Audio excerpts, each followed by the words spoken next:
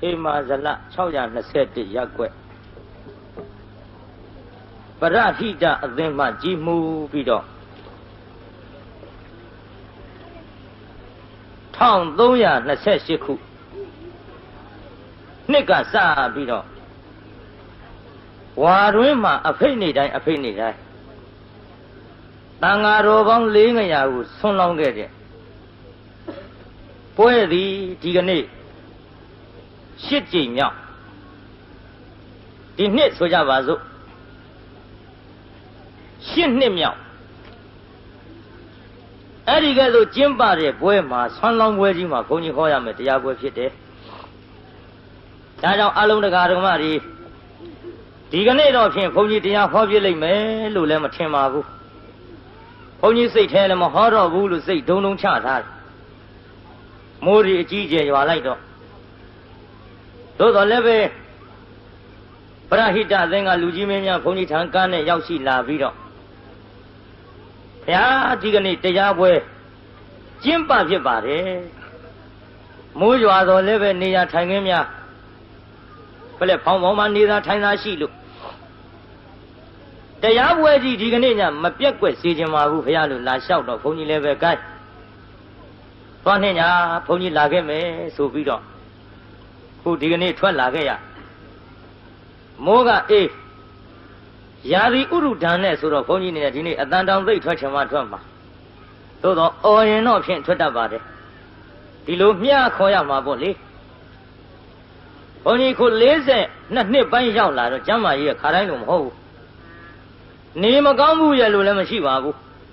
အတွင်းဥရုပြဲပြီးဘုန်းကြီးအတန်နဲ့ဖောက်ပြန်နေတာ16ပွဲလောက်ရှိသွားပြီ16ညလောက်ရှိသွားပြီတရားပွဲကတညမှနားရမရှိဘူးဟောလို့အတန်တော့မထွက်ဘူးလားထွက်တာပေါ့អော်တဲ့ခါတော့သို့တော်လည်းပဲဘုန်းကြီးမှာနည်းနည်းပင်မမောနေတယ်ဒါကြောင့်စကလုံးတစ်လုံးနဲ့တစ်လုံးခါတိုင်းလိုခတ်သွက်ခတ်ဆက်တစ်ခါဟောရင်မောလာတယ်ပြိဿသို့တော်လည်းခင်ဗျားတို့ကုသိုလ်ပေါ့လေခံသိလို့ရှိရင်လည်းတာရှိနာနိုင်မှာပေါ့ခါတိုင်းတော့ကျုပ်သိမ့်မဟောဘူးတောပွဲတွေတောင်သိမ့်မဟောဘူးတချို့တောရွာဒေသတွေမှာဆိုလို့ရှိရင်ကျန်ဒီကံဆရာတော်တရားပွဲဆိုရင်ကက်ဆက်တီအတန်ကိုနာထားရတော့ဘုန်းကြီးလူကိုယ်တိုင်မြင်ညလို့လူကိုယ်တိုင်တရားနာကျင်တာနဲ့ကိုပဲလှဲအစီပေါင်း200 300ပေသာ9000 6000အစရှိသဖြင့်ဒါလို့စီကားကြီးလာကြတဲ့ပွဲတောင်မှဘုန်းကြီးသိပြီးတော့12နာရီကဟိုဘက်ကိုကြော်ပြီးဘုန်းကြီးမဟောဘူးနောက်မြို့ပေါ်ဆိုတော့ဘုန်းကြီးအဲ့ဒီချိန်ကြီးလည်းဟောနိုင်မှာမဟုတ်ပါဘူးဒါကြောင့်အလုံးတကာဓမ္မတွေအားဟေမာဇလ621ရပ်ကွက်ပရဟိတအသင်းမှကြီးမှုပြီးတော့ဝါတွင်အဖိတ်နေတိုင်းဆွမ်းလောင်းတဲ့ပွဲရဲ့အထိတ်မှ8ကြိမ်မြောက်အခုကျင်းပခြင်းဖြစ်တယ်ဒါကြောင့်အလုံးတကာဓမ္မတွေယခုချိန်ကစပြီးတရားဟောဖို့ပဲရှိပါတယ်။ကိုင်းတရားပွဲဖွင့်ရအောင်လက်အုပ်ချီပြီးနောက်ကညီညီလေးဆိုကြအနန္တ5ပါးကိုရှိခိုးပါ၏ဖရာနောက်ထပ်2ကြိမ်ဆိုလိုက်ပါဦး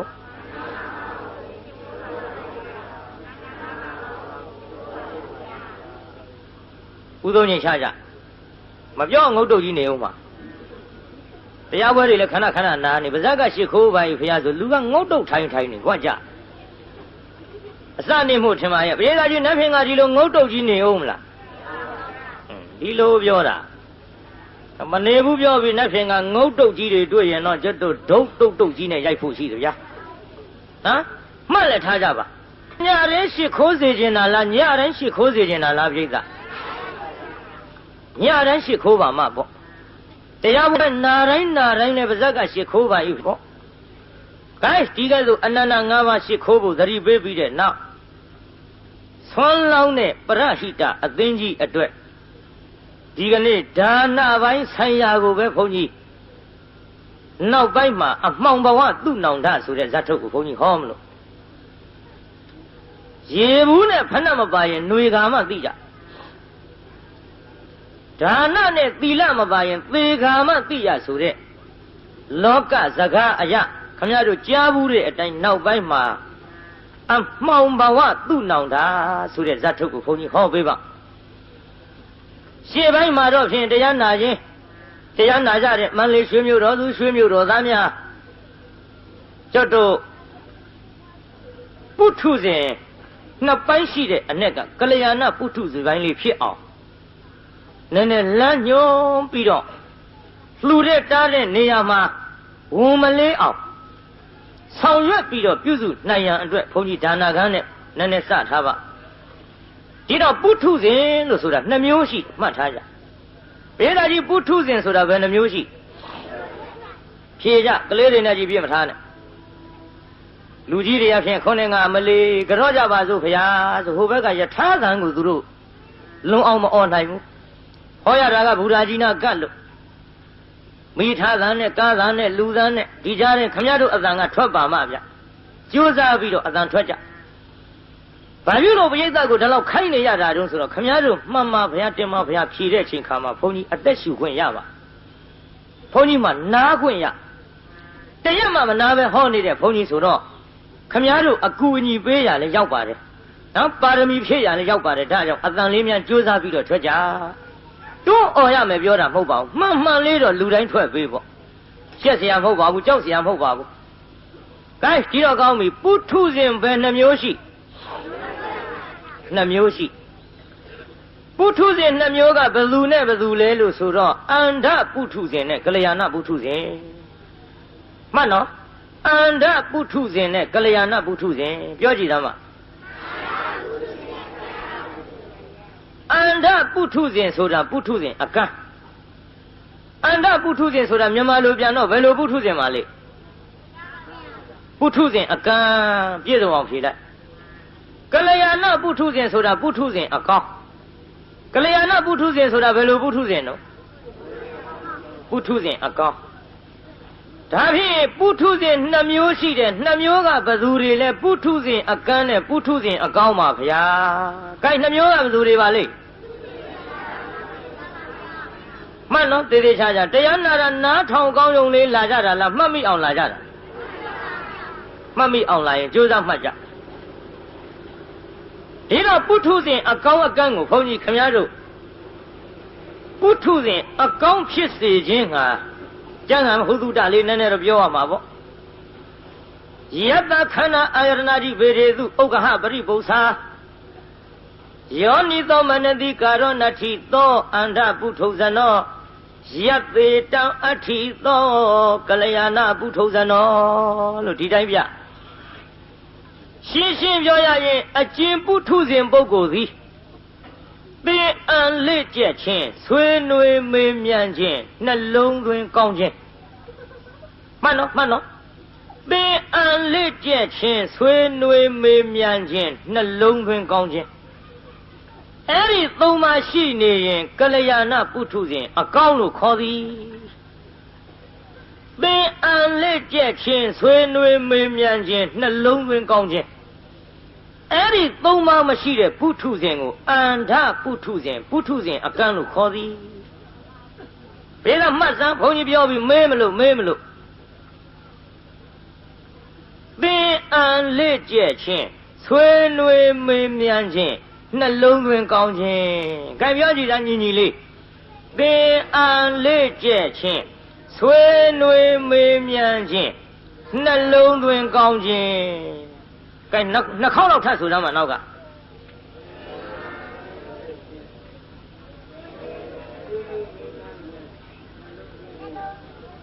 လောက်ကြပါအောင်ရကြလို့မလေးတတိကြောင်းတာနော်ပထမတော့ထွက်လာဟုတ်မလို့သင်အံလေးခြင်းဟေးနောက်ပိုင်းဘယ်ရောက်တော့မသိဘူးအတမထွက်ပဲနဲ့နေရင်တော့ဖြင့်ကျုပ်ကရှေ့ဆက်ဟောအောင်မယ်မဟုတ်ဘူးဗျာမှတ်မိအောင်ပြောပြီးမှရမှခိုင်းတဲ့ဘုန်းကြီးပါဗျခင်ဗျားတို့ရမ်းခိုင်းတဲ့ဘုန်းကြီးမဟုတ်ပါဘူးပင်အံလေးကျက်ခြင်းဆွေးနွေးမေးမြန်းခြင်းနှလုံးသွင်းကောင်းခြင်းဆိုသားမှာအတန်ကျဲကျဲလေးပင်အံလေးကျက်ခြင်းဆွေးနွေးမေးမြန်းခြင်းနှလုံးသွင်းကောင်းခြင်းကဲကျဲကျဲလေးတစ်ခေါက်တည်းဆိုလိုက်ပါတော့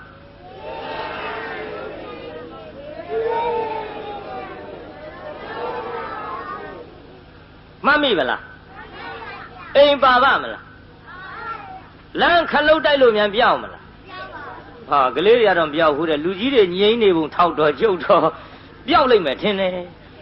မပြောက်နဲ့အိမ်ထီအောင်ယူသွားကြအဲ့ဒီသုံးခုရှိနေရင်ကလျာဏပုထုဇဉ်လို့ခေါ်တယ်ပုထုဇဉ်အကောင်အဲ့ဒီသုံးခုမရှိရင်အန္တပုထုဇဉ်အကန့်လို့ခေါ်တယ်ဒီတော့တရားနာပရိသတ်ကြီးကြုံမေးအောင်မယ်ပုထုဇဉ်အကောင်ဖြစ်ခြင်းသလားအကန့်ဖြစ်ခြင်း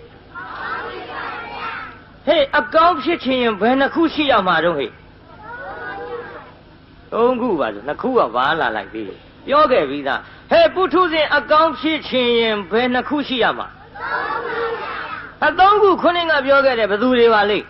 သင်အန်လေးကျဲခြင်းဆွေးနွေးမေးမြန်းခြင်းနှလုံးသွင်းကောင်းခြင်းအဲ့ဒီသုံးခုရှိရင်အကောင်လားအကန့်လားဟဲ့ဟဲ့အကန့်ဆိုတာဘယ်သုံးခုမရှိရင်အကန့်ခေါ်တာတော့ဟဲ့သင်အန်လေးကျဲခြင်းဆွေးနွေးမေးမြန်းခြင်းနှလုံးသွင်းကောင်းခြင်းဒီသုံးခုမရှိရင်ဘယ်လိုပုထုဇဉ်တော့ဟဲ့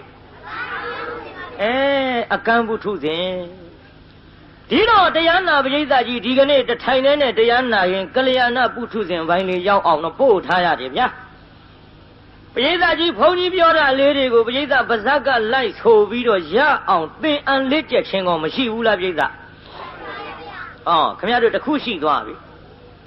ဒါဖြင့်ဘုန်းကြီးကမေးတယ်ပရိသတ်ကဖြေတယ်ပြီးတော့တယောက်နဲ့တယောက်နီးစပ်တဲ့လူချင်းလည်းရပါလားဘုန်းကြီးကပြောနေတာလေးမှတ်မိပါလားမေးတယ်လူမေးကြမှာပေါ့သို့တော့မမေးသည့်တိုင်အောင်ဘုန်းကြီးကခမည်းတော်ကိုမေးနေတယ်ခမည်းတော်ကဖြေနေတယ်အမေးဖြေဒီကဲ့သို့ပြုနေသဖြင့်ဆွေးနွေးမေးမြန်းခြင်းဆိုတဲ့တခုရောရမသွားဘူးလားရသွားတယ်ဒီတော့တရားနာပရိသတ်ကြီးတရားတော်နာတဲ့အချိန်ခါမှာတရားကိုအာယုံပြုမနေဘူးလားအာယုံဆိုတာနှစ်ခုယူလို့ရရဲ့မရဘူးပရိသတ်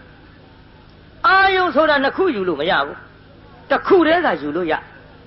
တရားတော်ကိုအာယုံပြုနေတော့အရင်နဲ့အရင်ရဲ့အရင်အချိန်တွေတုန်းကလို့ဟိုဟာလိုခြင်းတရားလိုခြင်းဆိုတဲ့လောဘအာယုံတွေရှိပါမလားတရားတော်အာယုံပြုနေကြဒေါသအာယုံတွေကောရှိပါဘိဓါကြီးမောဟအာယုန်တွေကိုရှိပါမာနဒိဋ္ဌိတွေကိုတရားနာနေတဲ့အချိန်ခါမှာရှိပါအဲပပိစ္ဆတရား၅ပါးအခုချုပ်အဲ့ဒီလိုတရားတော်အာယုန်ပြုနေကြခုနကလောဘဒေါသမောဟမာနဒိဋ္ဌိဆိုတဲ့ဒီအာယုန်တွေချုပ်နေသဖြင့်ပရိသတ်ရဲ့စိတ်တစ်လုံးလေးဟာတရားတွေကိုနှလုံးသွင်းထားခြင်းကြောင့်ပရိသတ်ရဲ့နှလုံးသွင်းကတော့မကောင်းဘူးလားပရိသတ်ဒါဖြင့်သင်အန်လက်ကျက်ခြင်းလည်းရနေပြီဆွေးနွေးမေးမြန်းခြင်းလည်းရနေပြီနှလုံးသွင်းကောင်းခြင်းလည်းရနေပြီဘိဓါကြီးခုတရားနာရင်အဲ့ဒီသုံးခုခမည်းတော်ရမနေဘူးလားဒီသုံးခုရှိနေရင်ဘာပုထုဇဉ်လဲပုထုဇဉ်အကောင်းဒါဖြင့်ဘိဓါကြီးဒီသုံးခုရှိနေသဖြင့်တရားပွဲထိုင်နာနေတဲ့ခိုက်တမှာပုထုဇဉ်အကောင်းမဖြစ်ဘူးလားဒီတရားနာတဲ့အချိန်လိုများသင်အန်လက်ကျက်ခြင်းဆွေးနွေးမေးမြန်းခြင်းနှလုံးသွင်းကောင်းခြင်းကိုနေ့တိုင်းအချိန်တိုင်းရှိသွားရင်နေ့တိုင်းအချိန်တိုင်းကလျာဏပုထုဇဉ်မဖြစ်နိုင်ပေဘူးလားပြိဿကြီးဖြစ်များခေါ်မဖြစ်ချင်ဘူးလားဖြစ်ချင်ရင်အဲ့ဒီသုံးခုကိုတခါတရံရှိအောင်လုပ်ရမှာလားအမြဲရှိနေအောင်လုပ်ရမှာကြိုးစားကြ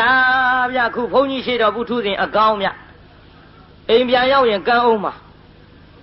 ကံရောဘောအိမ်ပြန်ရောက်ကြတဲ့ကသင်အလေးချက်ချင်းမရှိဘူးသင်အလေးချက်ချင်းကကြီးကောင်းတဲ့ဘက်သာမရှိတာဘယ်ဘက်သွားရှိတုံးဆိုတော့ဘယ်ဈေးနဲ့ရောင်းခဲ့တုံးဘယ်ဈေးနဲ့ဝယ်ခဲ့တုံးအဆင်ပြေရဲ့လားအရင်တစ်ခေါက်ကဘယ်လိုတုံးခုတစ်ခေါက်ဟန်ကြပါမလားဆိုတာတွေတရားနဲ့ပတ်သက်တာမပါတော့ဘူးလောဘအာယုန်တွေဒေါသအာယုန်တွေမာနအာယုန်တွေဒိဋ္ဌိအာယုန်တွေမောဟအာယုန်တွေဒီအာယုန်တွေဝင်သွားပြန်ရင်ခမည်းတော်ပုထုဇဉ်အကန့်ပြန်ဖြစ်အောင်တော့မှသိကြတယ်အခုတရားနာနေတဲ့အချိန်ခါမှာတော့ဖြင့်ကလျာဏပုထုဇဉ်ပိုင်းဝင်နေပါပြီမှန်ရလားပြိဿကြီးသို့တော်လည်းပဲတရားပွဲတရားနာပြီးအိမ်ပြန်ရောက်လို့ပုထုဇဉ်အကန့်ပင်ဖြစ်စေအောင်တော့အကန့်ကလည်းနှစ်မျိုးရှိတယ်ကိုပြိဿကြီးအကန့်ပင်နှစ်မျိုးရှိအကန့်နှစ်မျိုးငါပြောမဟိငယ်ကန်းနဲ့ကြီးကန်းဟဲ့အကန့်နှစ်မျိုးကဘယ်ကန်းနဲ့ဘယ်ကန်းတော့ ငယ်ကန်းနဲ့ကြီးကန်းဆိုတာအမိဝမ်းနဲ့ကလေးကငယ်ငယ်ကလေးတွေကကန်းလာဝင်းတွင်းပါပေါ့ကွယ်ငယ်ငယ်လေးတွေကကန်းလာတော့အဖြူအနီအစိမ့်အဝါပြ၄တောင်အရှည်ဝိုင်းဆိုတာကြီး तू မြင်ဘူးရဲ့လားဟိမမြင်ဘူးတော့ तू သိပါမလားဟိမသိပါဘူးအသက်ကြီးမှကန်းတဲ့လူကြတော့ငယ်ငယ်မကန်းခင်တုန်းကမြင်ထားတာလေးတွေကို तू များပြောပြ तू မသိဘူးလားဟိအဖြူဆိုလည်းမသိဘူးလားအနီဆိုလည်းမသိဘူးလားလေးတော့အရှည်အဝိုင်းရှည်ရှည်ပူပူဆိုတာတွေကမသိဘူးလားဟိဘာပြုလို့သိတာတော့မြင်ဘူးလို့ပြေးတာကြီးဘာပြုလို့သိတာတော့ကဲမြင်ဘူးလို့ငယ်ငယ်တုန်းကကန်းတာမဟုတ်ဘဲနဲ့ကြီးမှကန်းတဲ့အကန်းနဲ့ဝင်းတွင်းကလေးကပါလာတဲ့ငယ်ကန်းနဲ့အဲ့ဒီငယ်ကန်းနဲ့ကြီးကန်းနှစ်ယောက်လမ်းသွားတဲ့ဟိဘာလို့တဲ့တော့လမ်းသွားရင်စကားပြောကြလမ်းသွားရင်စကားပြောတော့ကြီးကန်းကပြောအသက်ကြီးမှကန်းတဲ့လူကကွာတဲ့ငါနွားတို့သောက်ချင်လိုက်တာပြေးတာအသက်ကြီးမှကန်းတဲ့လူကဘာသောက်ချင်နွားတို့သောက်ချင်လိုက်တာဆိုတော့ငယ်ငယ်လေးတွေကကန်းတဲ့လူအကန်းကငယ်ကန်းကမေးလိုက်တယ်နေစမ်းမအောင်ကွာတဲ့နွားတို့ဆိုတာဘယ်လိုဟာတော့ဒီတော့အသက်ကြီးမှကန်းတဲ့လူကမြင်ဘူးထားတော့သူကပြောတာပေါ့မေ့နဲ့ကွာတဲ့နားဝေးတာတဲ့နွားတို့ဆိုတာတို့အဖြူပေါ့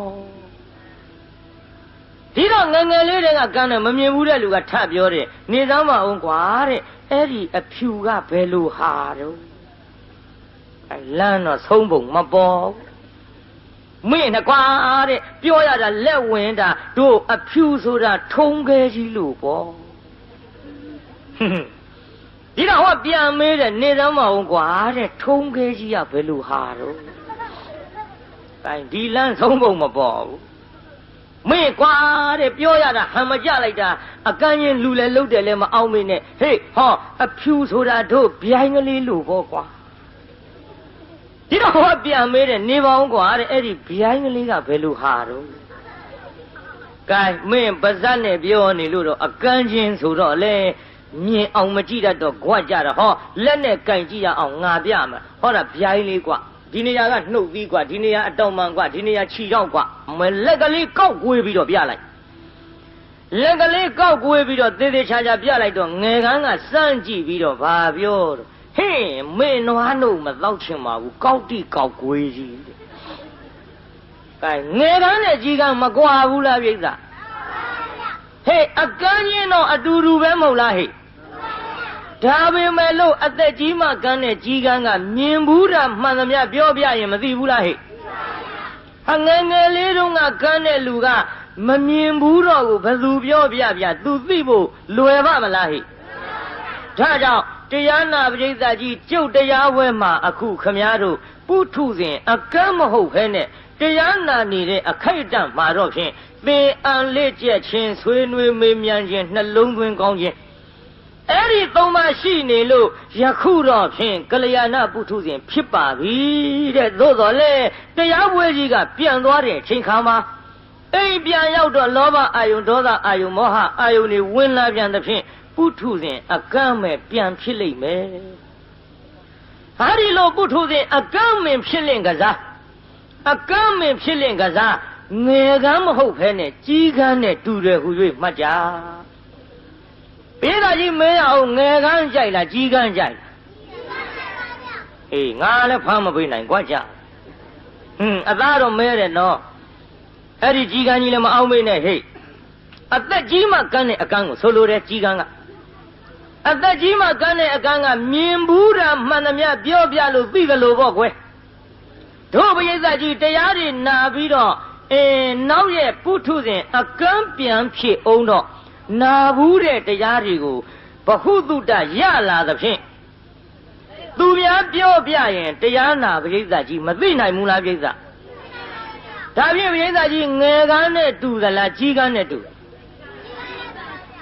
ဒါကြောင့်အသက်ကြီးမှကန်းတဲ့အကန်းမျိုးဖြစ်အောင်မှကြိုးစားကြဒါတရားနာပရိသတ်ကြီးပုထုဇဉ်ပိုင်းဆိုင်ရာနှမျိုးကိုခွဲပြောပြီးပါပြီဒီတော့တရားနာပရိသတ်ကြီးပုထုဇဉ်ဒီကနေ့အကောင်းဖြစ်နေသလားအကန်းဖြစ်နေသလားဘယ်တော့မှတော့ခု ပေးတာကြီးဘယ်တော့ကတော့ပုထုဇဉ်အကောင်းဖြစ်နေဘယ်နှခုရှိလို့တော့ဟဲ့ကသုံးခုကဘယ်သူတွေပါလိမ့်အနေနဲ့အဲ့ဒါအလေကောင်ကဟာကွာတခေါ်ကျုမင်းတို့ကတခုကြော်သွားအစကစပြောပါမှာပေါ့အေး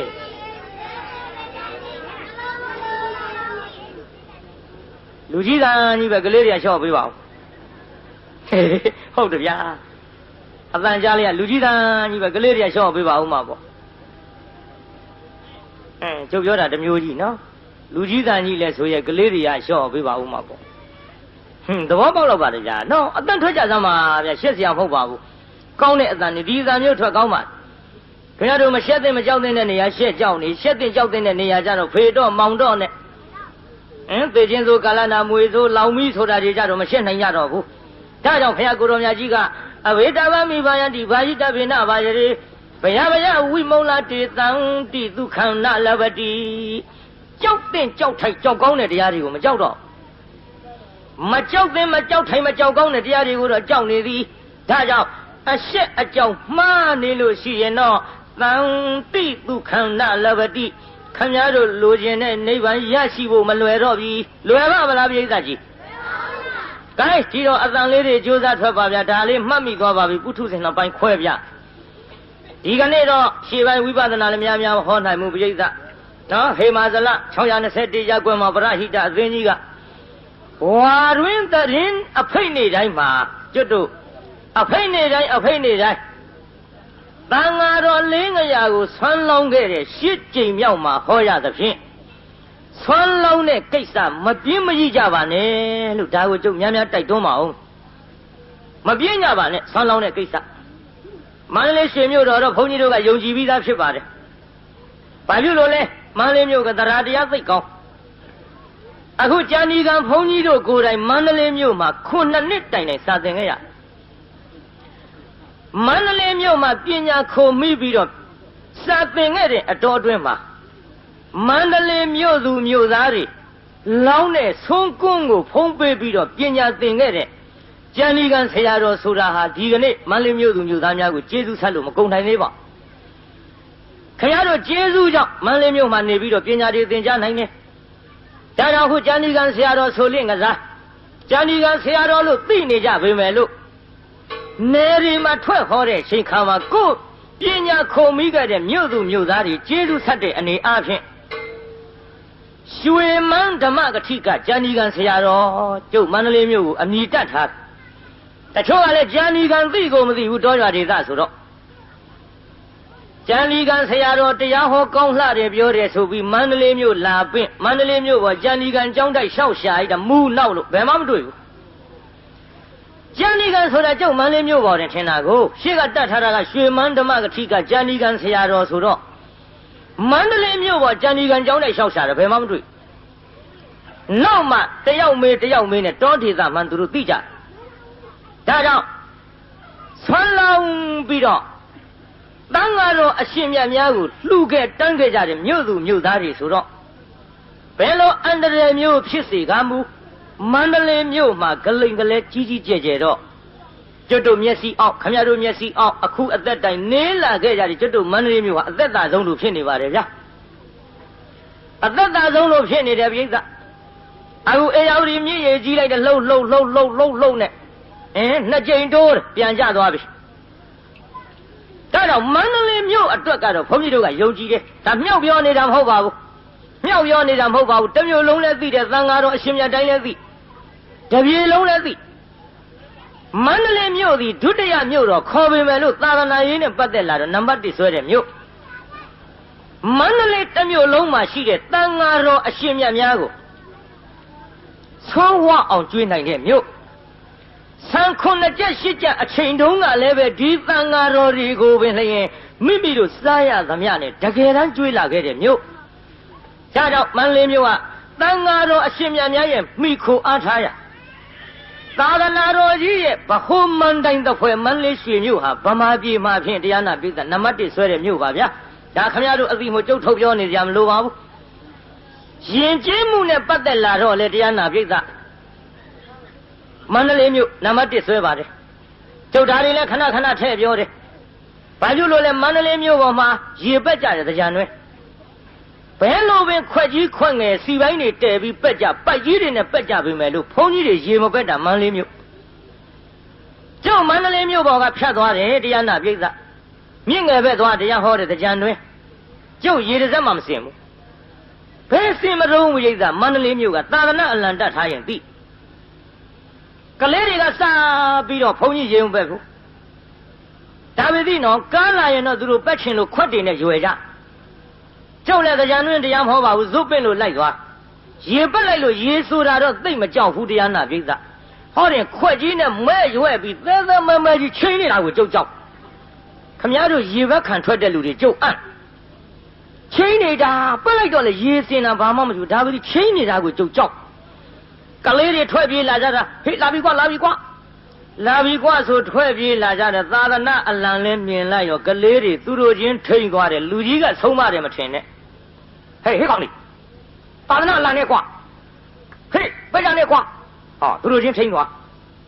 မေဒီထဲတချို့ကလေးတွေကခွန်းနှလုံးကားပေါ်တင်ပြီးတော့သာသနာအလံနဲ့ကျုပ်ပါသွားရင်ကျုပ်တော့လူကြီးတွေသိတာမသိတာပါထားကလေးတွေကတော့အကုန်သိရ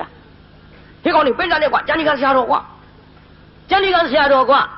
ဟောကျုပ်မန္တလေးမြို့တဲကဖြတ်သွားတာရေတစ်စက်မစင်ပါဘူးဗျဒါရွှေမြို့တော်ရဲ့ဂုံကျက်တွေပြောနေတာမန္တလေးမြို့ကလည်းထွက်ရောတရားနာပိဋကကြီးဟိုဘက်ကျွတ်တို့ဘာတရားခေါ်မလဲပဲတရားနာပိဋကဟိုအဲ့ဒီတရားလေးဆိုကြပါစို့တောင်မြင်နားမှာတောင်မြင်လားပါလားမသိဘူးအဲ့ဒီတရားနာလဲရောက်ရောတရားနာပိဋကကြီးကားတစ်စင်းလုံးရွှဲတယ်ကျုပ်အဲ့ဒီနေ့အတန်မထွက်လို့တရားမဟောရကျုပ်ကတမျိုးပိဋကအစားတောင်းနဲ့ပတ်သက်လို့စီစားဝက်သားစားကျင်ရစားကျုပ်ဘာမှရှောင်နေဖို့ကြီးမဟုတ်ဘူးအကျော်လဲစားတာအစားစားမရှောင်ပါဘူးကျုပ်တန်ကိစ္စမရှိအဘယ်လိုကြရင်ကျုပ်အတန်ဖောက်ပြန်လာတယ်လဲဆိုရင်12နာရီရဲ့ဟိုဘက်ရေချိုးလို့မရ12နာရီရဲ့ဟိုဘက်အိတ်လို့မရဘူး12နာရီရဲ့ဟိုဘက်ခြီဘဝရေထိလို့မရအဲ့ဒါကျုပ်တန်ဖောက်ပြန်တယ်ဒါကြောင့်တရားနာပိဋကဘယ်ခြီဘဝရင်ကမလဲရင်ဘတ်တွေရောအကုန်ရေဆိုတော့အဲ့ဒီတရားဝဲချိုးကြီးမဟုတ်အကျော်လဲစားတာအစစာမရှောင်ပါဘူးကျုပ်တန်ကိစ္စမရှိကထွက်သွားလို့ဟိုဘက်ကျရေဘက်ခံရတာကလေးတွေတော့မမှတ်နဲ့ဗျ40ကျော်50အထိပါတယ်တအားကျုံပဲတာသေးသေးခွက်မှမဟုတ်ခဲနဲ့တန်ချောင်ကြီးနဲ့အပြည့်ချရတယ်မျက်မှန်တောင်လွင့်ထွက်သွားဟေးဒါကြောင့်ဟောဒီမန္တလေးရွှေမြို့တော်ရဲ့ဂုံကျက်တရေကိုငါပြောနေတာဟဲ့ယဉ်ကျေးတဲ့နေရာမှာယဉ်ကျေးတဲ့နေရာများရှမ်းမတွေအတုခိုးတာတင်ကြည့်မှာပေါ့မန္တလေးမြို့ကအကိုတန်အကိုခေါ်တယ်အတော်တန်တော်ခေါ်တယ်အမောင်လေးတန်မောင်လေးခေါ်တယ်အမတန်အမခေါ်တယ်မန္တလေးမြို့ရဲ့ယဉ်ကျေးမှုဒါတပြေလုံးလည်းသိကြပါတယ်ကြုတ်ပြောစရာမလိုပါဘူးရှမ်းမတွေတောင်အတုခိုးရှမ်းနေဗမာပြည်မန္တလေးမြို့ရောက်လာတော့မန္တလေးသူတွေကကြွေးကြမွေးကြတကောပိဋကပကံများပိဋကပကံများကြီးရှေ့ထိုးပြီးတော့စားတာစားပါအာမနာကြပါနဲ့စားကြစမ်းပါစားတာစားပါအာမနာကြပါနဲ့စားကြစမ်းပါမဲလောကုပြုငါလို့တော့ရှမ်းမတွေကအတုခိုးသွားအတုခိုးပေသည်ရှမ်းမတွေသူတို့ပြေရောက်တော့ဇကားကနည်းနည်းလွဲသွားမန္တလေးသူတွေအတုခိုးပြီးပကံများကြီးလည်းရှေ့ထိုးပြီးရဲ့ရှမ်းမတွေကစားပါအာမနာရင်ကြက်ကြက်စားပါ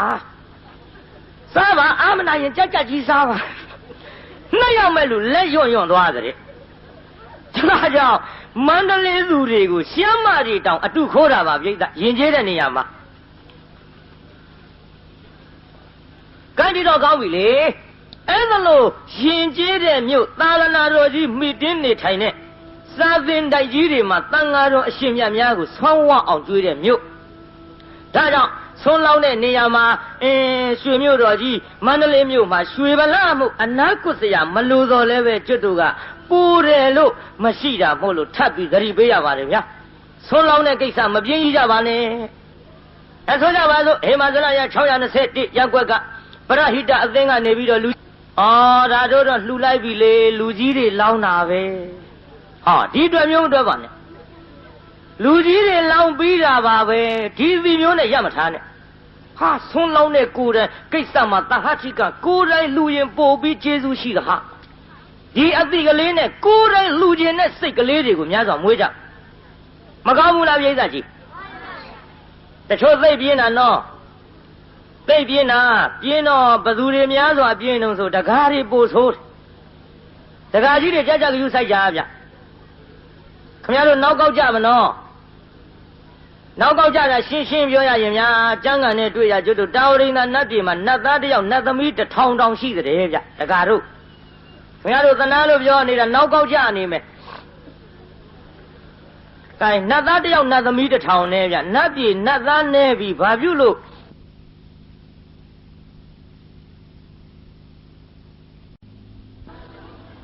ဒကမတွေမြောက်ပြောနေတာမဟုတ်ဘူးဒကာတို့နောက်ကောက်ကြမှာကိုသနာလုံးလို့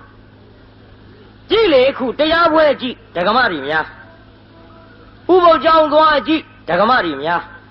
အရေးသာသွားကြည့်ဒကမတွေများဒီတော့ခမည်းတော်ကပြောမှာပွဲတော့ရောဆိုတော့လေအဲ့ဒါလဲများတာပဲယူဘာလို့မိမတွေများနေမှမသိကဲဒကမတွေလည်းစဉ်းစားနော်အဖက်ဖက်ကလှည့်တွက်လိုက်တော့ယောက်ျားဖြစ်တဲ့ပုဂ္ဂိုလ်ရှားကြပြီဗျယောက်ျားဖြစ်တဲ့ပုဂ္ဂိုလ်ရှားတဲ့အထင်မှာယောက်ျားဘဝရလာတဲ့ဒကာတို့နောက်ကောက်ကြမှာကိုအင်မတန်စိုးရိမ်လာပါသည်ဆုံးလောင်းတဲ့နေရာကြည့်ဗျာဆုံးလောင်းတဲ့နေရာဟောမိန်းမတွေအလောင်းများကျွတ်တော့မန္တလေးနေတုန်းကဆုံးခံစားခဲ့ရတဲ့ဘုန်းကြီးတပိတ်ပိုက်ဆုံးခံထွက်သွားဒကာလောင်းနဲ့ဆုံးတဲ့ဒကမလောင်းနဲ့ဆုံးတပိတ်ထဲဘယ်ရင်းကများတော့ဒကမတွေလောင်းတာများဒကာတွေကအလွန်ပြင်းတာပြိဿဘုန်းကြီးများကြွလာဆုံးလေထလောင်းရမှာကစအင်မတန်ပြင်းဟာဘုန်းကြီးကြွလာပြီဆုံးလောင်းသူကိုယ်တိုင်ထလောင်းငရဲကြီးတဲ့အတိုင်းပဲကလေးခိုင်းတော့ဟဲ့ကောင်းပါလေဟဲ့ကောင်းလေးဒီတိုင်းခိုင်းကျုပ်လေးဟောမန္တလေးရောက်ခါစားကတရားနာပြိဿသပိတ်ကြီးပိုက်ပြီးတော့ဆုံးခံထွက်သပိတ်ကြီးပိုက်ပြီးတော့ဆုံးခံထွက်တဲ့အချိန်မှာဆုံးစလုံးကြီးအငွေ1000တောင်းနဲ့တတ်ထားတယ်တရားနာပြိဿလူမမြင်ရင်တော့မရပ်ပါဘူး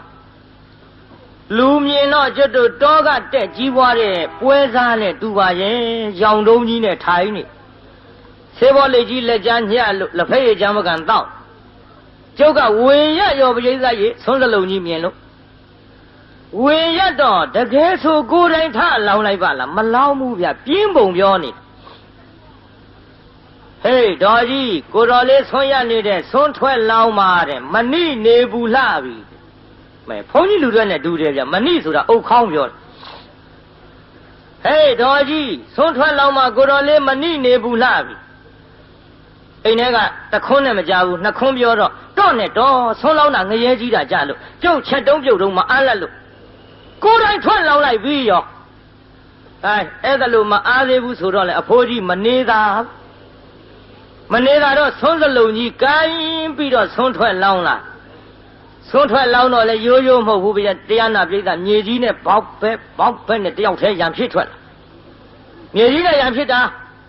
ဖြစ်ရောပေါ်ပြဆုံးထလောင်းရကလေးကလည်းဖရိသောပကံတဝဲတစ်ပြက်လေးနဲ့ဆေးဘောလိတ်အရှူပြက်တာကိုအရှူပြက်တော့တရားနာပြိဿကျုပ်ရှိရောက်လာပြန်တော့လေမန္တလေးမြို့ဆိုတာတန်ခါစိတ်အောင်လောင်းရတန်ခါစိတ်အောင်တဇွန်းစီလောင်းရတာ तू ကမဟုတ်ဘူးဗျကျုပ်သောဘိတ်ထဲဇွန်းကြီးနဲ့ဆွန်းနေအကုန်ရက်ချကျုပ်ကတော့တရားတရားရှိတာမရှိတာအပထားလို့အကုန်ရက်ချကြတဲ့ကကျုပ်တော့ပြုံးနေဒီထဲအိမ်ထဲကဒကမာကြီးကလှမ်းပြောတယ်ကျုပ်လည်းအာနာတယ်နဲ့တူပါရဲ့ဖိုးကြီးနောက်ကိုတော်တွေကြံသေးသနော်ကြားဘူးဖိုးကြီးနောက်ကိုတော်တွေကြံသေးသနော်ဒီတော့လူပြင်းတွေရဲ့စကားဗျဒကာကြီးတွေမှတ်ချင်မှတ်သွားပေါ့ဟာဆွန်းလောင်းတာပဲဖောက်တဲ့ထားလောင်းမနေနိုင်တာဘူးကုံသွားပြီးရောပေါ့ကဲအကုန်ရက်ချဒီတော့ကျုပ်စိတ်ထဲသထာရမသထာရတော့မသိဘူးဒီအဖိုးကြီးလောင်မြန်3ယောက်လောက်တွေ့ရင်ငါသပိတ်ရှမ်းနေဒါကျုပ်တွေ့ကိန်းစေတနာရှိမရှိတော့ထဲမတွေ့ဘူးလေကိုဝဖို့အရေးကြီးတာကိုဒါကြောင့်တကားတွေကလည်းလက်ဖက်ရည်တော့ပြည့်ဆေးလိပ်တော့ပြည့်အလုတ်ပြည့်မှစိုးလို့ဆွန်းထွက်လောင်းမှာကိုဆွန်းထွက်လောင်းရမှာကိုအင်မတန်ပြင်းကြီးကြပါစီတကားတို့နောက်ကောက်ကြမှာဗျကြကြကယူဆိုင်ကြကြကယူဆိုင်ကြနတ်ပြည်နတ်သားတယောက်နတ်သမီး1000နဲ့နော်ကဲဒီတော့တရားနာပြိဿကြီးဟိုတကားတွေကြီးလှဲ့ပြောနေတော့ဒကမာကြီးတွေကသူတို့ကိုမပါဘူးရှိနေရော ကိုင်းဒကမာကြီးတွေပြင်းတာပြောရအောင်ကျွတ်တို့ဒကမာကြီးတွေကတော့ဖယားလက်ထက်ကစပြင်းပြင်းတာကြီးဒကမာကြီးတွေဘယ်လုံးကစပြင်းတာတော့ဖယားလက်ထက်ကဟောဖယားလက်ထက်ကကျွတ်တို့ပုံနာလင်မယားရှိပုံနာလင်မယားကကျွတ်တို့ပုံနာကြီးကဥပေးခြင်းလို့ဒီလိုခေါ်တယ်ပြင်းတာပုံနာကြီးကဘယ်သူတဲ့တော့ဥပေးခြင်းပုံထဲမှာကြီးကဒေါ်ပြင်းတဲ့ပရိသတ်ကြီးပြင်းတာကြီးပုံထဲမှာကြီးကဘယ်သူတော့ကိုင်းဥပေးခြင်းဆိုတဲ့ပုံနာကြီးနဲ့ခုနှစ်ကဒေါ်ပြင်းဆိုတဲ့ပုံထဲမှာကြီးထမင်းစားကြပုံနာကြီးကလမ်းဘက်ကြောပေးစားအိမ်ဘက်မျက်နှာပြုပုံထဲမှာကြီးကအိမ်ဘက်ကြောပေးပြီးတော့လမ်းဘက်မျက်နှာပြုစားသည်ပရိသတ်ကြီးလမ်းကတစုံတယောက်လာရင်ဘသူကမြင်ရပါမလို့လမ်းဘက်လှည့်တာဘသူပါလိမ့်ပုံထဲမှာကြီးဒီတော့လမ်းကတစုံတယောက်လာရင်ဘသူမြင်ရပုံထဲမှာကြီးမြင်ရမှာပေါ့အဲ့ဒီလိုထမင်းစားနေတဲ့အခိုက်အတန့်မှာကျွတ်တို့ရဲ့သုံးလောကထော်ထားဂေါရမမြတ်စွာဘုရားကတပိတ်ကြီးပိုက်ပြီးဆုံးခံကြွလာပြီဗျဆုံးခံကြွလာတော့ထမင်းစားနေတဲ့ပုံနာလင်မယားရဲ့အပမှာဝင်ပြီးတော့ဆွမ်းရပုံနာကြီးကဘယ်မြင်လိမ့်ပုံထဲမှာကြီးကဘုရားကိုမြင်တယ်မြင်တော့ပုံထဲမှာကြီးကဆွန်းထလောင်းမလားအောင်မေးမလောင်းဘူးအော်ဆွန်းထလောင်းလိုက်ရင်တော့နောက်ထပ်ထမင်းချက်ရမှာပြင်းတာဘုရားလက်ထက်ကစပြင်းတာဒကမာကြီးတွေကဆွန်းနေထလောင်းလိုက်ရင်ထမင်းမလောက်ရင်ထချက်ရမှာပြင်းစရာကြီးအလေသို့တော်လဲပြင်းစရာကြီးမို့ငါမလောင်းကျင်လို့နေတော်လဲပဲတော်တော်ကြာရင်တော့ကြွကောင်းပါရဲ့ဆိုပြီးတရားနာပြည်သားမျက်ခွန်လေးပြန်ဖုံးထားဘုရားကလည်းမကြွဘူးတော့ကြဘုရားကြွလောက်ပြီးထင်လို့မျက်ခွန်လေးလှန်ကြည့်လိုက်မကြွတော်ဇွဲကောင်းတဲ့ကူတော်ကြီးတော်ကြမျက်ခွန်လေးလှန်ကြည့်လိုက်ဘုရားကမကြွခက်တော့တာပဲအတိတ်စထဗန္ဒီကတော့စွန်းမှာဖရလို့ငါပါဇက်ကဆိုလိုက်ရင်လေပုံနာကြီးပြီလို့ပုံနာကြီးကအပေးဝါဒနာပါလို့အရက်ထဲကဥပေးခြင်းတောင်ခေါ်ကြတာသူထလှူတော့မှာပဲသူလှူလိုက်ပြန်တော့လေထမင်းမလောက်ထချက်ရမှာများပြင်းစရာကြီးကဲမဖြစ်ပါဘူးလေပုံနာကြီးလည်းမသိရအောင်ငါတော့ကာယဝိညာဉ်နဲ့သိစေရမှာပဲဆိုပြီးဖယားကိုအတိတ်စထဗန္ဒီတတိတော်တို့အိမ်မှကြော်ပြီးတော့တော်ရအိမ်တို့ဆွန့်ရတော်မူပါဖယားကတော့စွန်းမှာဖယားလို့ဗဇက်ကမလျှောက်ဖဲနဲ့ပုံလေးမကြီးကခန္ဓာကိုယ်နဲ့သိအောင်ဆိုပြီးတော့ဖယားမျက်စပ်ပြပြတာကိုဗျပြေသာပုံလေးမကြီးဖယားပဲလို့လုပ်ပြလိုက်ဖယားမို့သာပေါ့ခုခေတ်ဆိုဒုက္ခဖြစ်ပေဘူးလားကြီးစံတရားနာပြိတ္တာမျက်စပ်ပြပြမျက်စပ်ပြပြတော့ဘုရားကိုယ်တော်မြတ်ကိုရှင်းရှင်းကတော့သွားတဲ့အသွားခိုင်းဘုရားကိုယ်တော်မြတ်ကလည်းပုံနှင်းမကြီးငါ့ကိုကာယဝိညာဉ်နဲ့သိစေတယ်ငါဘုရားကလည်းကာယဝိညာဉ်နဲ့သိစေမဟဲ့လို့ဟောတရားနာပြိတ္တာဘုရားကိုယ်တော်မြတ်ကရွှေအလုတ်ကမထုတ်ဖဲနဲ့ခေါင်းရမ်းပြလိုက်တယ်သွားဘူးပုံနှင်းမကြီးကွာကြသွားဟောတော်ဘယ်နဲ့ဟာယူပါလဲမလီသွားတော့လို့ခန္ဓာကိုယ်နဲ့သိစီသူကမသွားဘူးတဲ့ကောင်းရမ်းပြဒီတော့ပုံနှင်းမကြီးဇွဲကောင်းလှကြီးလားဆိုပြီးရည်တာပေါ့ပြိဿပုံနှင်းမကြီးရည်တော့ပြိဿရေပုံနာကြီးမလုံဘူးပြိုမလုံဘူးဆိုတာစိတ်ပြောတာမလုံဘူးပြိဿရေစားရင်တောက်ရင်ပုံနှင်းမကြီးရည်တယ်တန်တော့ငါထိုင်တာဟန်မကြလို့လားပြင်းထိုင်ရည်တော့မယ်ဒီလိုလည်းမဟုတ်ဘူးခဲ့ဘာပါလိမ့်အော်ငါပါဇက်မြန်ထမင်းလုံးတွေကတ်နေလို့လားလက်လေးနဲ့တရက်ပြီးတော့ပြန်စားရည်တော့မယ်ပြိဿဟောဘာပါလိမ့်အခုတည်းထိရည်တော့မှာလားပုံနှင်းမကြီးမျက်နှာသေးသေးချာချာကြည့်ပြီးဘာများပါလိမ့်မတုံးလို့စဉ်းစားတော့ပုံနှင်းမကြီးကသူ့ကြည့်တာမှမဟုတ်ပဲနဲ့ တရားနာပိဋကသူ့ကောင်းမော်ကျွတ်တို့ကြော်ပြီးတော့3-4 တောင်လောက်ကြော်ကြည့်နေတာတွေ့ရအဲ့ဒီတော့မှပုံနာကြီးစဉ်းစားတယ်တန်းငါနောက်တယောက်ရောက်နေပြီထင်တယ်တယောက်ရောက်နေတယ်ထင်တယ်ဆိုပြီးတော့နောက်လေလှဲ့ကြည့်လိုက်ရောဟောဘွားကနေဆိုဖယားရွှေမျက်နှာတော်ကြီးနဲ့တွေ့ဟာမိုက်လိုက်တဲ့ပုံလေးမကြီးတကယ်ဆိုဖယားကြွလာတာငါအတိမပေးပဲနဲ့ဗျာဝင်းတွင်ယူပမာဏရီလိုက်တာငါအများရီလေသလားအောင်းမိတ်ဖယားသူ့ရီစရာအောင်းမိတ်နေထင်ပါရဲ့မှန်လားပါဗျာမြတ်စွာဘုရားသိခံတော်မူပါဗျာဖယားတပည့်တော်မမြင်မိလို့ပါဗျာတပည့်တော်ပုံနေမကြီးဆွမ်းလောက်ရမှာအလွန်ပြင်းတဲ့နာမည်နဲ့လိုက်တဲ့မဲပြင်းမို့ပါဗျာအရှင်ဗျာတပည့်တော်တို့ဆုံးလောင်းခြင်းတော့လည်းပဲအခုစားနေတဲ့ထမင်းတွေစားဆဲဖြစ်လို့အရှင်ဖယားအလှခံတော်မူပါသလားဖယားရှောက်ရောပြုအလှခံတော်မူပါသလားလို့ရှောက်တော့ဖယားကိုယ်တော်မြတ်ကအမိန့်ရှိဟဲ့ပုံနာတဲ့ငါတို့မုနိမြည်မှန်ယဟန်ဆိုတာစာဦးကိုလည်းအလှခံတဲ့ပုံနာကြီးစားဆဲကိုလည်းအလှခံတဲ့ပုံနာစားကျွင်းကိုလည်းအလှခံတဲ့ပုံနာတဲ့ဗျဘုရားဟောတာလေးမှတ်ထားကြပါတရားနာပိဋကကြီးမန္တလေးမြို့သူမြို့သားတွေမှတ်သွားကြပြုစားဥတဲ့ဗျစားဆဲတဲ့ဗျစားကျွင်းတဲ့အဲ့ဒီ3ခုစလုံးအလှခံတဲ့ပြုကဲကျွတ်တို့စားဥလေးကစပြောကြစို့စားဥဆိုတာကမိမိတို့မစားခင်ဥဖြားဖြားထမင်းအိုးပေါင်းကလေးခုခတ်ပြီးတော့လှူတာကိုစားဥလို့ခေါ်တယ်ဗျာတချို့များကြတော့လူကြီးမိဘတွေကဆုံးမကြဟဲ့တန်ဃာတော်ဆုံးမလောင်းရသေးဘူးနော်လူကြီးမိဘတွေမစားရသေးဘူးနော်ခရီးသွားစရာရှိရင်ဟဲ့ဥချံစားကြဥဖြားဖြားလေးခြံပြီးတော့ကိုစားသွားလို့ရှိရင်ရတယ်ဒါကြောင့်ဥချံစားကြလူကြီးတွေကဒီလိုပြောကြအခုတော့ဥချံစားကြမဟုတ်ဘူးတရားနာပိဋကစကားကရွေ့ပြီးတော့ဥချစားကြဖြစ်ပိဋကကြီးခုစကားကဘယ်လိုဖြစ်နေတော့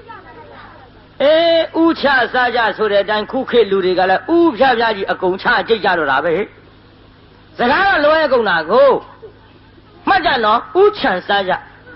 စားဥစားကြကိုလှူတာစားဥကိုလှူတယ်လို့ခေါ်သည်ကဲတရားနာပိဋကစားစဲနည်းနည်းပြောကြစို့စားဆဲဆိုတာထမင်းပကံများထဲမှာ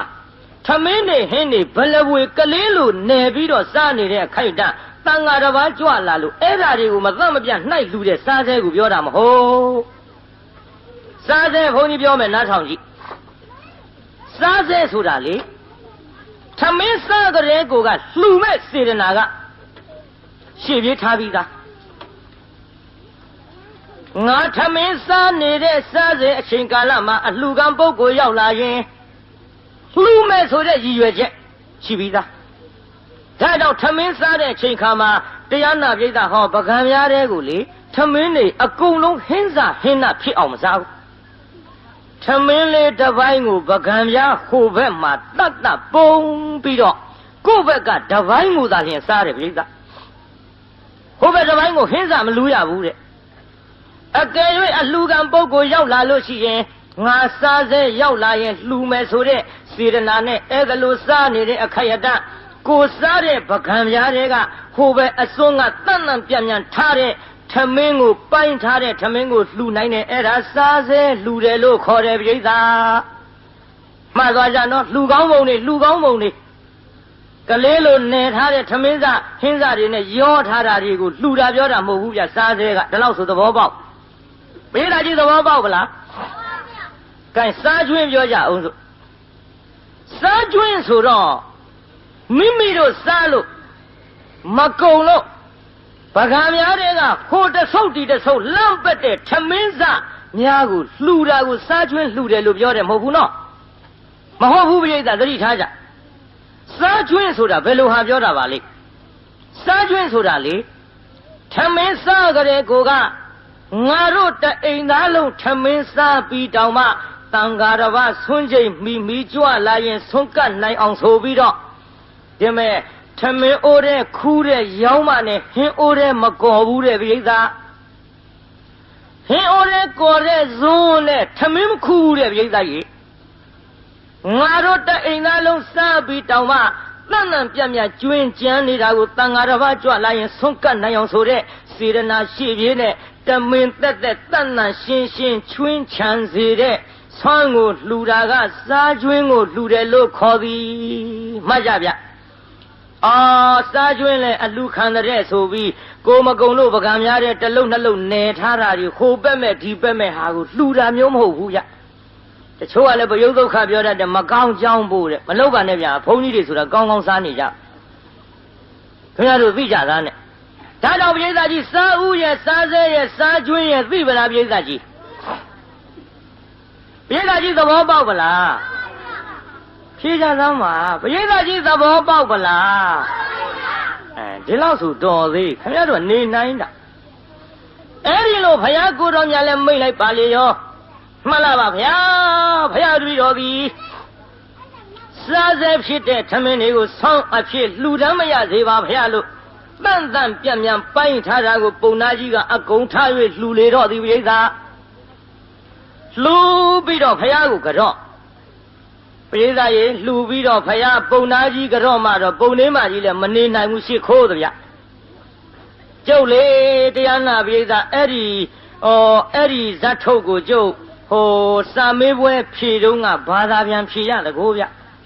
စာမေးပွဲဖြေတုံးကအဲ့ဒီစာတွေ့လိုက်တော့ကျုပ်စိတ်ထဲအောင်းမေ့မိပုံလေးမကြီးပြင်းလိုက်တာဖယားမှုသာပေါ့ကျုပ်စိတ်ထဲပြင်းလိုက်တာဖယားမှုသာပေါ့ရှစ်ခိုးနေတဲ့အချိန်ခါမှာနှစ်ဖူးနဲ့ခြီတောင်းနဲ့ကလည်းကတ်နေဒါလောက်ပြင်းတဲ့ပုံလေးမကြီးငါတို့လိုဦးစင်းလေးတွေဆိုရင်ရောင်ကလေးတော့ခတ်လိုက်ရှင်တယ်လို့ငယ်ငယ်တုန်းကဘာအခုမရှိပါဘူးအဲ့ဒီစိတ်ပြင်းလွန်းလို့ဒါကြောင့်တရားနာပိဋကကြီးအဲ့ဒါလို့လှူဒန်းတဲ့အချိန်ခါမှာဘုရားကိုယ်တော်မြတ်ကဆွမ်းကြိုး၅ပါးကိုဟောတော်မူပါသည်ပိဋကကြီးဆွမ်းကြိုးပဲနှစ်ပါးရှိကိုင်ဆွဲကြည့်သားနောက်ကကျဲကျဲလွင်လွင်လေးအာယုန်ဒေတိဝန္နံဒေတိဒုက္ခံဒေတိဗလံဒေတိပฏิဘာနံဒေတိတန်ဃာတော်တွေကိုဆွန်းလူရင်ဘယ်လိုလှူခြင်းများဖြစ်တယ်လဲဆိုရင်တက္ကရာတို့ခုခေမာဇလ621ရပ်ကွက်ကပရဟိတအသင်းကြီးမှာဝါတွင်အဖိနေတိုင်းအခု8ကြိမ်မြောက်8နှစ်မြောက်လှူဒန်းရတဲ့ဆွမ်းတကဆွမ်းမတွေနော်ဘာတွေကိုလှူရရောက်တယ်လဲဒီဆွမ်းလှူရင်5မျိုးသောဒါနကိုပြုရရောက်ဘယ်လိုရောက်တယ်လဲအသက်ရှည်တယ်တန်ဃာတော်တွေဒီဆွမ်းဖုံးပေးလိုက်ရတော့ပြေသာကြီးခုဒီပရဟိတအသင်းကတန်ဃာတော်အရှင်မြတ်များကိုလှူလိုက်တဲ့ဆွမ်းကိုဖုံးပေးလိုက်ရသဖြင့်တန်ဃာတော်တွေမှာအသက်မရှည်ဘူးလားပြေသာသဗ္ဗေတ္တဟာရထိတိကဆိုတော့ဆွမ်းမစားရရင်9ရက်နေရင်ကိုတော်တွေဘာဖြစ်မှာတော့ပြန်တော်မူမှာပေါ့ကွာသေးကုန်မှာပေါ့အခုဒီဆွမ်းစားရသဖြင့်တန်ဃာတော်တွေမသေးဘဲနဲ့အသက်ရှည်တယ်ဒါကြောင့်အသက်လူရရောက်တဲ့ဗျတက္ကရာတို့ဆွမ်းတကဆွမ်းမတွေနောက်အဆင်းလှခြင်း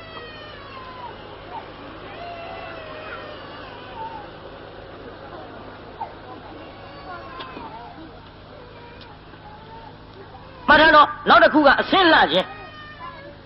ဗဇတ်မပေးရင်မလုံးနဲ့ခေါ်သွားတာဒီတိုင်းလေလုတ်ပါနဲ့ကွယ်ဗဇတ်တို့ဘာတို့ပေးရအောင်ဟာ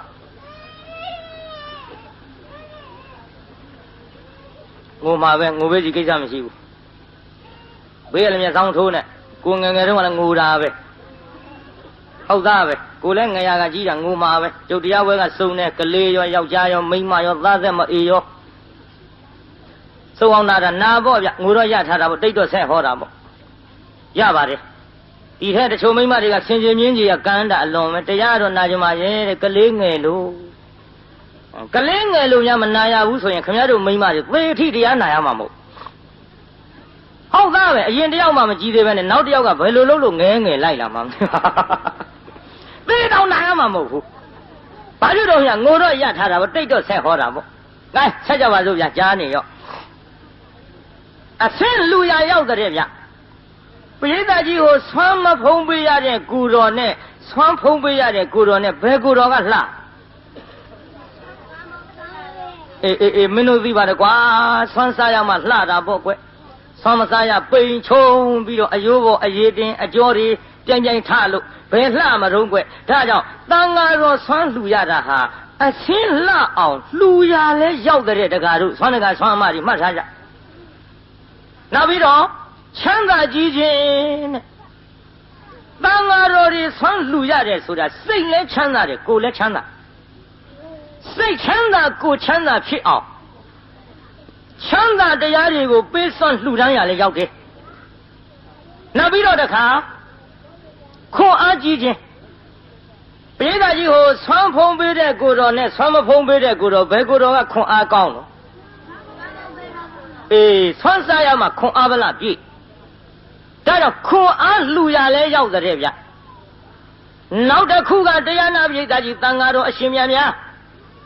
ဒီဆန်းကိုခမည်းတော်လှူတဲ့ဆန်းကိုမဖုံးပေးရရင်ဖရာရဲ့အဆုံးအမသာသနာလို့ခေါ်တဲ့စာပေပရိယတ်ဒီကိုသင်အန်လက်ကျက်နိုင်မှာမလားပြိဿဘယ်သင်အန်လက်ကျက်နိုင်လိမ့်ခမည်းတော်ဆန်းကိုဖုံးပေးရသဖြင့်ဒီစာပေကျမ်းဂန်နဲ့သင်အန်လက်ကျက်နိုင်ခြင်းကြောင့်ပညာဉာဏ်နဲ့တိုးပွားလာအောင်လှူရခြင်းကြောင့်ပညာလှူရလဲရောက်တဲ့ဗျ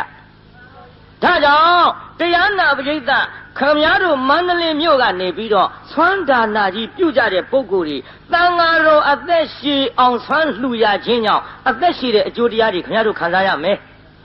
တန်ဃာတော်တွေအရှင်းလှအောင်လှူလိုက်တဲ့ဆွမ်းဒါနာကြောင့်ခမည်းတော်အရှင်းလှတဲ့အကျိုးတွေခံစားရမယ်တန်ဃာတော်တွေစိတ်ချမ်းသာကိုယ်ချမ်းသာဖြစ်အောင်ဆွမ်းလှူဒန်းရခြင်းကြောင့်ခမည်းတော်စိတ်ချမ်းသာကိုယ်ချမ်းသာဒါတွေကိုခံစားရမယ်အတန်ဃာတော်တွေခွန်အားကြီးအောင်လှူရခြင်းကြောင့်ခင်ဗျားတို့ခွန်အားဗလာကြီးတဲ့အကျိုးတရားတွေခံစားရတန်ဃာတော်တွေဉာဏ်ပညာအတွက်ထွန်းကားအောင်လှူရခြင်းကြောင့်ခင်ဗျားတို့တွေဖြစ်လေရဘဝဉာဏ်ပညာကောင်းနိုင်တဲ့ပရိသတ်ဒါကြောင့်ပရိသတ်ကြီးဆိုကြည့်စမ်းပါအသက်ရှည်ခြင်းအရှင်းလှခြင်းချမ်းသာကြီးခြင်းခွန်အားကြီးခြင်းပညာကြီးခြင်းမှတ်မိဗလားကဲမမီးရင်ပြောကြည့်သားဟဲ့ဖြည်းဖြည်းလေး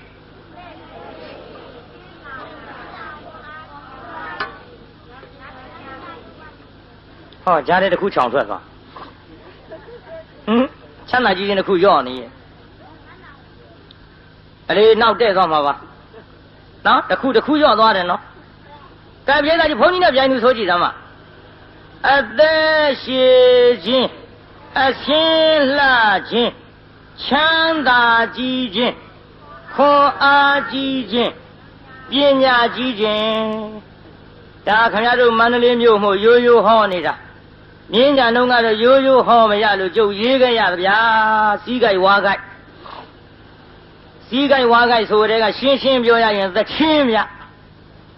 တန်ဃာတော်9000အတွက်ကျုပ်ဆွမ်းလူခံပေးခဲ့ရဆန္ဒမုတ်ဇေရီကြီးကျွတ်တို့တန်ဃာ9000နဲ့ထီးတင်တော့ကလေ73သိန်းလောက်ကုန်မဲ့ဘုရားကြီးအဲ့ဒါတန်ဃာ9000ကိုတပါးကိုကျွတ်တို့မနဲ့ဆွန်း3ကြညနေ့ဆွန်း3ကြမနဲ့ဆိုတာနဲ့ညနေရောသွားမနဲ့ဆွန်း3ကြနေ့ဆွန်း3ကြတပါးကို6ကြတန်ဃာတပါးကိုတရားနာပိဋက6ကြဆိုတော့တန်ဃာ9000အတွက်ငွေတွေခမည်းတော်သာတွက်ကြည့်တော့ကျုပ်တော့တွက်တတ်ဘူးအဲ့ဒါတွေကျုပ်အလှခံပေးကြရရိုးရိုးအလှခံလို့မရဘူးပြိဿဇတ်တွေကလည်းဝင်းဘိုးတို့မြို့တော်သိမ်းအောင်တို့ရွှေနန်းတင်တို့ဗန္ဓရာမြဝင်းတို့ကနဲ့စိန်တို့ရုပ်ရှင်မင်းသားမင်းသမီးတွေတို့အဲ့ဒီကဲ့သို့စုံစုံလင်းလင်းပွဲကြီးမှာကျုပ်16ညတိုင်တိုင်ဟော16ညဟောတဲ့တရားပွဲကြီးမှာတရားနာပိဋကကျုပ်ရိုးရိုးဟောမရလို့ရေးခဲ့ရတယ်ဗျရေးခဲ့ရတယ်ဆိုတော့ခင်ဗျားတို့နည်းနည်းတော့ပြောပြရအောင်ကိုင်းပိဋကနောက်ကလိုက်ဆိုးကြည့်စမ်းပိဋကဆိုးမလားပိဋကကလေးတွေတော့ကျုပ်ယုံတယ်ဆိုမှပါတဲ့ကလေးတွေတော့ယုံတယ်လူကြီးတွေကဆိုမလားပြုတ်ဟောဗျာဒါကြောင့်ကလေးတွေယုံပါတယ်ဆိုမှပိဋကကြီးဆိုမလားမလူကြီးတွေပါလားကဲဆိုလန်းတော့ကညောင်ကြီးလုံးမနေနဲ့နော်ရှင်းရှင်းပြောရရင်သချင်းရိုးရိုးဟောမရလို့သဘင်တွေကြားတဲ့မှုကဲဆိုသားမှာသက်ရှိဆင်းလှချမ်းသာကြဖို့အမှန်တကယ် ဘယ်ဆိုတော့ငါတဲ့တောင်တန်ကောင်းတယ်မွေးကလေးနဲ့ဟိတကယ်မွေးကလေးနဲ့နော်ကြိုက်ပါတဲ့ဆိုတိုင်းသက်ရှိဆင်းလာချမ်းသာကြဖို့အမှန်တကယ်ခွန်အားနဲ့ပညာကျွဲအလုံးမြတ်တဲ့အလှပါကွယ်အလွန်မြတ်တဲ့အလှပါကွယ်ခွန်အားနဲ့ပညာကျွဲမြတ်ဖယားဒေသနာသေချာမဆန်းအင်္ဂုတ်ထိုကြောင့်ပြခဲ့တယ်ဟာအင်္ဂုတ်တွေဘာဖြစ်ကုန်အဲ့ဒါမှညာဆိုသားမှာဒီနေရာစီးမပြေဘူးမအောင်မင်းနဲ့နော်အတော်ပါတယ်ဗျဟုတ်တယ်ပြိဿစီးမပြေဘူးအောင်မင်းမှာဆိုလို့ဒီနေရာအတော်ပါတယ်ဒါပြီးခင်ဗျားတို့လူထဲမတော်ပါနဲ့အိမ်ကြမှာတော်အတမ်းမှကွာကြတယ်ကဲကျုပ်နဲ့တော့ပြမနားထောင်ကြည့်လိုက်ဆိုနဲ့ဟိခွန်အားနဲ့ပညာကျွဲအလုံးမြတ်တဲ့အလှပါကွယ်အလွန်မြတ်တဲ့အလှပါကွယ်ခွန်အားနဲ့ပညာကျွဲမြတ်ဖယားဒေသနာသေချာမဆန်းအင်္ဂုတ်ထိုးကြောင့်ပြခဲ့တဲ့တက်တက်နဲ့ဒူနဲ့တဲ့နမဟာမကြတော့ကွာသင်္ကန်းဝတ်ကြီးနဲ့ကျက်လားဒါပဲတရင်လည်းကြားတယ်ဆိုတော့ပြောပြတာပေါ့လေကံပြေကကြီးဆိုသားမခွန်အားနဲ့ပညာကျွဲအလုံးမြတ်တဲ့အလှပါကွယ်အလွန်မြတ်တဲ့အလှပါကွယ်ခွန်အားနဲ့ပညာကျွဲမြတ်ဖယားဒေသနာသေချာမဆန်းအင်္ဂုတ်ထိုကြောင့်ပြခဲ့တယ်ငါပြသောအကျိုးတရားကိုမမှားရသောအကုအကမို့အနလန်းသွားဖို့စောင်းနှံ့နေပါတယ်လေပြင်းတော့ကွာမင်းတို့အတန်ကြားရလူကြီးတွေလည်းမြုံစီစီနဲ့မမြုံပါနဲ့ဗျာဒီနေရာမမြုံကောင်းပါဘူးဒီပြည့်နေရာတော့ခမရတို့သဘောအတိုင်းပေါ့ဖြေကြပါမှပေါ့ဆိုကြပါမှပေါ့ကဲဒီတော့တရားနာပြေးစားအဲ့ဒီနေရာလဲအတော်ပါတယ်နော်အေးအတော်ပါတယ်ဆိုပေမဲ့လို့ခုနှစ်ကလို့တက်တန်နဲ့မတော်ရဘူးဟဲ့တက်တန်နဲ့မတော်ရဘူးဟဲ့ဘယ်တန်နဲ့အတန့်ဆိုတော့ဘယ်ညာရှိခင်ဗျားတို့လမ်းသွားတာလို့ဘောဗျခင်ဗျားတို့လမ်းသွားတာခြေတောင်းနှစ်ချောင်းရှိတယ်ဘယ်တစ်ချောင်းနဲ့သွားလိမ့်နှစ်ချောင်းသွားကြတယ်ဘယ်ညာပြေးသားကြီးတစ်ချောင်းနဲ့မြန်သွားရဲ့လားသွားပါဘူးဂျိုင်းတောင်းနဲ့သွားတာထဲမပြောနဲ့ तू ကမပါလို့ဟုတ်သားပဲကတိကတဝင်လာမှာစိုးလို့တစ်ချောင်းရှိတယ်လို့နှစ်ချောင်းသွားတာပေါ့ဗျဘယ်တစ်ချောင်းနဲ့သွားလိမ့်ဒါတော့ဒီနေရာမှာလည်းဘယ်လန်နဲ့ဟိနည်းနည်းနားထောင်ကြည့်ငါးပြသောအကျိုးတရားကိုမမှားရသောအကိုအကားမှုနှလုံးသွားဖို့စောင်းနှံ့မိပါတဲ့တက်တဲ့နဲ့ဒူနဲ့တက်နဲ့ဟောဒါလောက်ရှိတော့တာကွာဘယ်ကံကိုကွယ်အသက်ဆိုတော့ဘယ်ညာရှိတယ်တဲ့ပါလေဆိုလိုက်သမ်းမငါးပြသောအကျိုးတရားကိုမမှားရသောအကိုအကားမှုနှလုံးသွားဖို့စောင်းနှံ့မိပါတယ်ဆွမ်းဒါနမှုစေရနာကျွဲလှူဒန်းကြဖို့နှိုးစော်ပါရော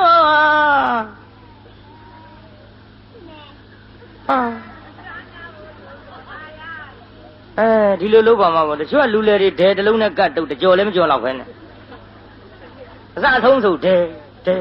ကျဲလောင်းမဟုတ်တိုးလေးဒီတော့တရားနာပြေးစားအခုဟေမာဇလကျွတ်တို့621ရက်ွက်ပရဟိတအသင်းကြီးမှာ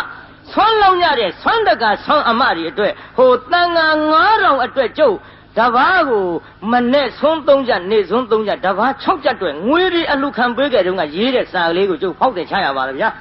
ဒါကြောင့်တရားနာပိဋကကြီးမပြင်းမကြီးနဲ့လှူဒန်းကြစမ်းပါတခါရီပြင်းတဲ့အပိုင်ကိုလည်းမပြင်းနဲ့လို့ဘုန်းကြီးတိုက်တွန်းပြီးပါပြီဓမ္မတွေပြင်းတဲ့အပိုင်ကိုလည်းမပြင်းကြပါနဲ့တဟဋ္ဌိကံမြောက်လှူဒန်းကြပါလို့ကျုပ်တိုက်တွန်းပြီးပါပြီဆွမ်းလှူကြတဲ့ဒါနဆွမ်းအကျိုး5ပါးကိုလည်းကျုပ်ဟောပြီးပြီဒါကြောင့်ဒီကနေ့ညရှေ့ပိုင်းမှာဓလောက်နဲ့ပဲခိတ္တရက်ဆိုင်ပြီးကျုပ်ဟာပတိုင်းပေးပါဦးမယ်ဗျာဒါနာအောင်မလို့ပြိဿနားတဲ့အချိန်ခါမှာတော့ခမရတို့တတ်ဆန်းရလှူဒန်းနေကြဖြစ်ပါတယ်ကျုပ်40ပြည့်ကစပြီးတော့မွေးနေ့ကျင်းပလာတဲ့အခု 42နှစ်တန်ခါ42ပါးတစ်ပါး42ကျပ်စီလှူးလို့အဲ့ဒီကိစ္စတာဝန်တောင်မှရက်လေးတွေခိုထားတဲ့ကြားတွေကအခုမနာရဘူးတရားနာပိဿဒါကြောင့်ခင်ဗျားတို့လှူဒန်းတဲ့ကိစ္စသာသနာပိတ်မှန်ကြီးအတွက်မိမိတို့တတ်ဆွမ်းသမျှလှူဒန်းကြရန်ကြုတ်တိုက်တွန်းရတော့လည်းပဲခဏခဏလှူးနေတဲ့တရားတော်မတွေဆိုတော့လှူခံရတာလည်းအာနာပြီရုပ်မန္တလေးရွှေမြို့တော်ကြီးအာနာပေမဲ့လို့လည်းများများရမှဂျင်းတဲ့ဘုန်းကြီးဆိုတော့ကြည်ရှုသလောက်ကြတော့ကိုက်ထားကြောင့်ဗမာရင်းနာမမေ့မလျော့မပေါ့မဆာတော်တတိရနဲ့တံပါရိထမိမိတို့ကြီးမှန်သမျှလွယ်လင့်တကူပါလာလို့မပင်ပန်းကြသေးပါဘူးဆိုရင်ဖြင့်ကြိုးစားပြီးတော့သာလှူဒန်းနိုင်ကြပါစေကုန်